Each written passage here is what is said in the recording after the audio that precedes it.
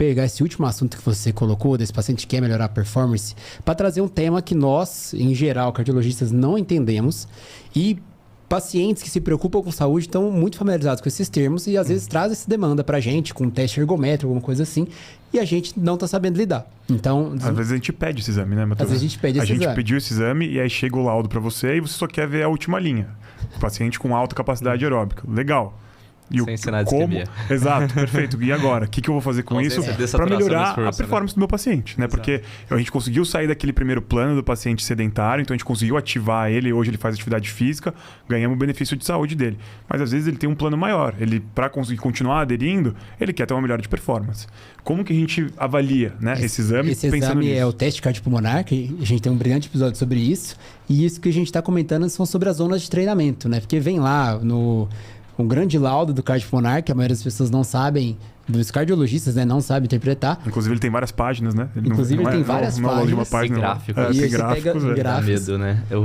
E aí, Silvio, como é que a gente pode pegar esses dados, entender um pouco dos treinamento e tentar ajudar o nosso paciente a ter rendimento? É claro, não é a nossa área de expertise, mas a gente vai ser cobrado por isso e a gente tem que saber, né? E a gente pode entregar para o paciente isso, né? Assim, o algo a mais é sempre valorizado nesse sentido. Se você consegue entregar um dado legal para ele, ajudar a adesão para a atividade física. Eu estava no consultório agora, antes de vir, eu atendi um paciente que há 2 anos ele passou comigo com uma pressão arterial limítrofe, 145 de sistólica, jovem, estava sedentário. Eu falei, cara, vamos começar a treinar. Ele fez um primeiro teste ergospirométrico com 2 meses de treino, deu um VO2 de 48. Beleza, ele continuou treinando, viciou. Já correu maratona uma vez, vai fazer um 70.3, um meio Ironman, que o pessoal chama esse ano, e vai correr maratona agora. Ele fez um ergospiro agora e saiu com VO2 de 60. Nossa aqui. Senhora. Treinando pra caramba, ficou super animado, porque a gente foi utilizando dado pra esse cara. Eu fazia um relatório disso pra ele, ele apresentava pro treinador dele, o treinador montava a planilha de acordo com isso. Isso girou a favor dele. Ele conseguiu gostar mais disso pela presença de dados nas mãos dele. Então, se a gente consegue fornecer isso, olha, esse cara era um cara que estava pondo o pé na medicação. Eu tô caindo na hipertensão. Mas o fato de ele ter gostado disso, de ter dado, de treinar e tudo, foi uma coisa que foi legal para ele. Que fique bem claro, 48 já é um baita VO2, mas ele melhorou para 60 em 2 anos. Então, assim, já tá bem bom. Bom, mas falando sobre zona de treinamento é uma forma da gente dividir principalmente estímulos aeróbicos. Quando a gente fala de divisão de zona de treinamento, a gente está falando sobre várias coisas ao mesmo tempo. A gente está falando sobre qual substrato energético eu estou utilizando, sobre qual que é o tônus adrenérgico ali sob utilização e também, ao mesmo tempo, o quanto de produção de ácido lático, que rapidamente vai se segmentar em H+, mais lactato, está ocorrendo nesse sistema. Isso vou falar de forma resumida. Vamos pensar que a zona 1 é um nível de atividade física leve. Você está ali fazendo principalmente utilização de ácido graxo, ou seja, gordura como fonte energética, produção de lactato bem baixinho, circulação de adrenalina, catecolamina como forma geral bem baixa e praticamente muito baixa a percepção de esforço. É o esforço que a gente tem para ir na padaria, geralmente pessoas normais e tudo mais. Ou também que pode ser um esforço utilizado ali para uma soltura, para um recovery, para quando você está naquela fase do treino, você está descansando. Quando você vai progredindo, você vai para o que a gente chama de zona 2 de treinamento. A zona 2 de treinamento está muito na moda porque ela tem muito benefício metabólico. É uma zona que você superativa o que a gente chama do sistema mitocondrial. É realmente uma coisa que ativa a mitocôndria, não que essas invenções de modas que tem por aí. A zona 2 a gente mitocôndria é importante, mas não da maneira que estão falando. Né? Não dando suplemento e tudo mais. Enfim, a zona 2 ela vai utilizar ainda a gordura como fonte energética principal, de forma interessante que o pessoal chama de Fat Max. É a máxima utilização de gordura na atividade física que o seu organismo consegue ter. Ali ainda o consumo de carboidrato é baixo, o lactato é baixo também, o lactato é menor do que 2, o tônus adrenérgico é baixo. Pô, como é que eu consigo pressupor uma zona 2? Se alguém te ligar, essa pessoa sabe que você está fazendo exercício, mas você consegue conversar com ela. Esse é um parâmetro que a gente consegue utilizar para isso. Você consegue tolerar a zona 2 por muito tempo. O limite superior da zona 2 é o que a gente chama de primeiro limiar de esforço na ergospirometria. O L1 ou o Anaerobic Threshold que o pessoal utiliza lá. Esse é o limite superior, então ela é limitada por isso. A partir do primeiro limiar, a gente entra em zona 3. O que vai acontecer ali? Você vai reduzindo o consumo de gordura como fonte energética, aumentando o consumo de carboidrato como fonte energética e o lactato começa a ficar maior do que 2. Como o lactato, o ácido lático foi produzido, o lactato H+, esse H+, é tamponado por bicarbonato, ácido carbônico vai virar CO2 mais água, CO2, centro respiratório, aumenta a ofegância. Então, o ponto que o paciente começa a ficar mais ofegante, lá você vai ver que o VE, quem gosta de ergospirometria, o VE vai começar a subir, ele vai dissociar do VO2. O VO2 estava subindo, o VE fica dissociado. Então, tem uma abertura dessa curva. Para quem gostar só, não se prendam necessariamente a isso. A gente vai progredindo a intensidade até que a gente entra na zona 4. A zona 4, a utilização de gordura já está baixinha.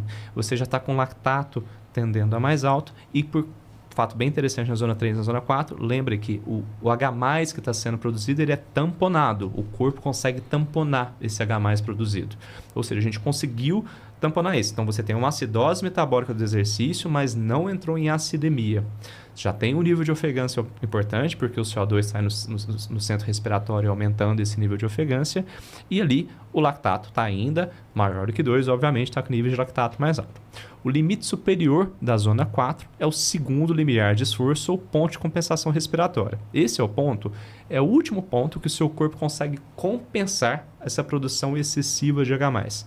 Então, se o sistema respiratório joga CO2 fora, o próprio sistema tampão está tamponando isso da última vez. Esse é o último nível de esforço que você consegue fazer isso.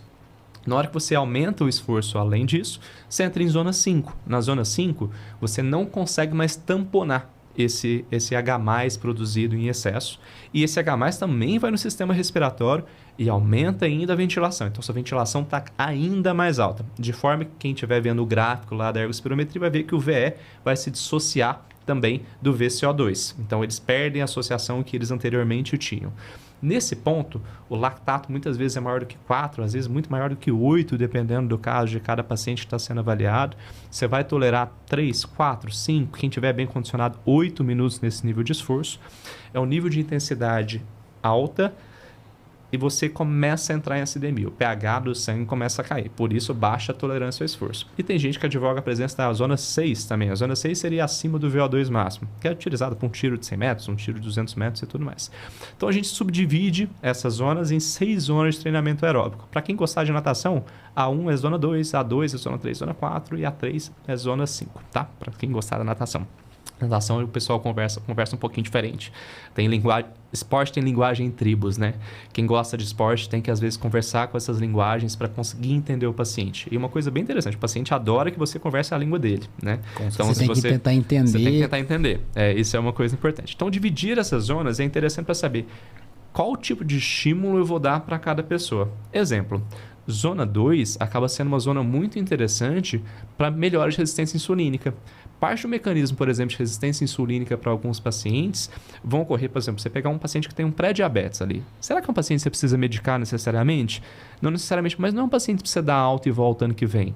É um paciente que você pode orientar de forma ativa a melhorar a glicemia dele com intervenção não medicamentosa.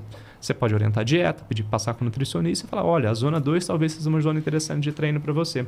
Quando você consome zona 2, você está reduzindo o ácido graxo e parte do mecanismo de resistência insulínica ali, da piora da exposição do GLUT4 ali na célula muscular, vai acontecer pelo depósito de ácido graxo dentro da célula. Se você começa a consumir mais ácido graxo dentro da célula muscular, você reduz a resistência insulínica para esse paciente, você consegue controlar um pré-diabetes, você consegue controlar um diabetes desse paciente, você consegue controlar uma hipertrigliceridemia desse paciente. Ao mesmo tempo, esse mesmo paciente, se eu sei que músculo consome glicose, músculo consome gordura, será que não vale a pena aumentar o quanto de músculo esse paciente tem? Será que para esse paciente que tem um pré-diabetes ganhar massa muscular não pode ser interessante? Então, será que um paciente que tem um pré-diabetes está com o meu consultório, chegou com uma glicose de 5,9, esse cara tem que sair com uma orientação de fazer musculação, ele tem que sair com uma orientação de fazer um aeróbico contínuo. Isso tem que sair da gente. Se a gente não fizer isso, a gente está só watching and waiting, esperando esse cara ter diabetes. Ano que vem você volta, ele vai estar com diabetes. E é uma doença muito cruel. Será que a gente não pode intervir mais cedo? É um conceito mais novo que o pessoal tem falado de medicina 3.0. Olha, você viu o problema querendo começar a acontecer. Bora, vamos atrás, vamos correr atrás disso. Eu conhecimento um pouco fisiológico do exercício, a aplicabilidade disso, eu acho que é uma coisa que tem me enriquecido muito como profissional médico, apesar de não ser eu que vou prescrever o treino. Mas muitas vezes eu converso com o treinador. Eu falo assim, cara, me passa o contato do seu treinador, eu vou mandar esse relatório para ele aqui da sua zona de treinamento. Inclusive para performance. Então, por exemplo, você quer ver um paciente que ele tem um VO2 máximo muito bom, mas o primeiro limiar mais baixo. Pô, será que não vale a pena esse cara treinar base, treinar mais volume? Às vezes você consegue subir o primeiro limiar dele, a zona 2 dele fica mais alta, ele demora mais tempo para entrar em acidose lática, sabe?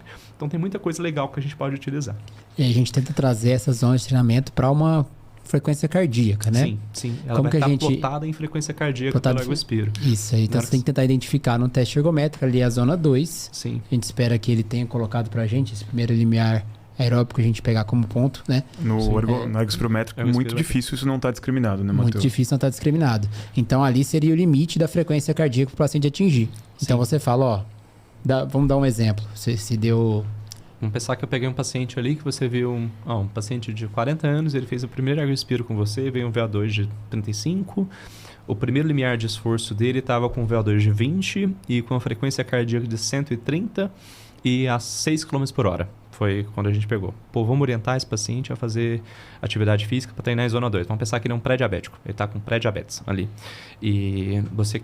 Pô, eu quero intervir com atividade física aeróbica, ele vai fazer musculação, mas qual seria uma zona de treinamento para ele fazer essa captação de ácido graxo, glicose e tudo mais que a gente pode utilizar? Pô, era 6 por hora?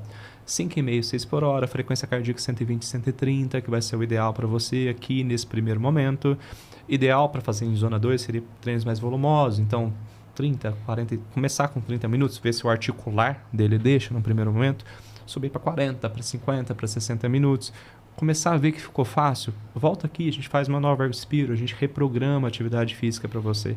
Isso pode acontecer, isso pode ser feito, isso é ajustável. O bonito da atividade física, que é uma das poucas coisas que com o passar do tempo você consegue melhorar na vida. Ela é democrática, né, Silvio? Quanto mais você faz, mais você consegue fazer. E é bem legal isso, assim, quase nada na vida com o passar do tempo você melhora, assim, só conhecimento técnico e atividade física, né? O resto a gente só vai piorando na vida.